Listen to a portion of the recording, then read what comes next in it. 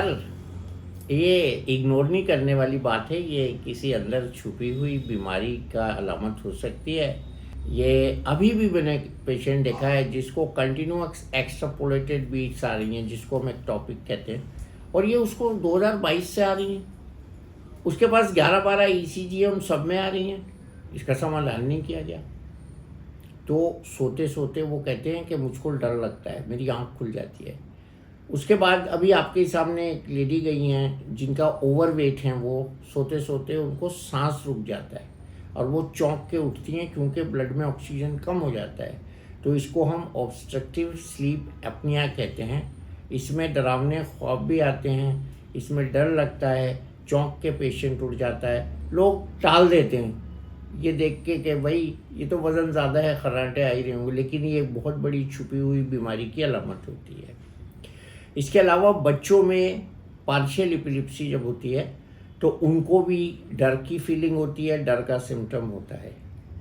कभी कभी angina pen जब होता है चेस्ट में तो हमको अनप्लेजेंट सिचुएशन होती है और उसमें डर लगता है। सो डर लगना साइकियाट्रिक इलनेस भी हो सकती है, डिप्रेशन का साइन भी हो सकता है, कार्डियक इलनेस का साइन हो सकता है, और सबसे इम्पोर्टेंट ये हाइपोग्लाइसीमिया का साइन हो सकता है। अगर आप डायबिटिक हैं, रेगुलर दवाई खा रहे हैं, किसी दिन आपने खाना ठीक से नहीं खाया तो आपकी ब्लड शुगर फॉल कर जाएगी और उस समय आपको एक फीलिंग ऑफ डूम जिसको कहते हैं, डर लगना कहते हैं, वो होगी बेहोश होने से पहले।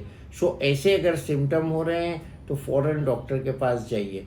इसके अलावा बच्चों में कुछ ऐसे डिसऑर्डर्स होते हैं जो वो इन्फीरियॉरिटी फील करते हैं, जैसे किसी बच्चे के बाल बचपन में सफ़ेद हो गए, किसी बच्चे की हाइट कम रह गई, अपने क्लास के बच्चों में वो ठिगना है, बौना दिखता है, या किसी बढ़ती हुई एज की 12-13 साल की बिटिया को उसको लगता है मेरा कॉम्प्लेक्शन डार्क है, तो इसमें भी उसको डर लगेगा, इनसिक्योरिटी की फीलिंग होगी।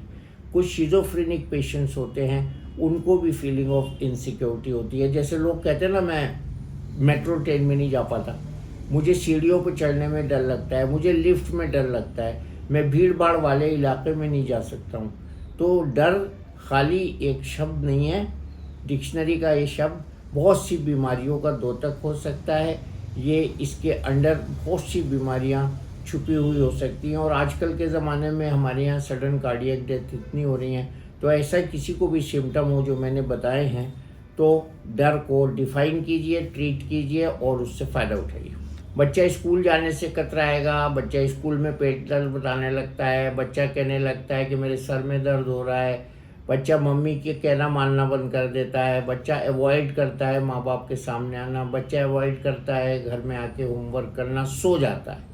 तो उसको छुपाने के लिए बहुत से ओवरकम करते हैं अपने डर को, और अंदर उसके छुपी हुई कोई बीमारी हो सकती है। जितनी बीमारियां मैंने गिनाई हैं इनमें से भी कोई हो सकती है।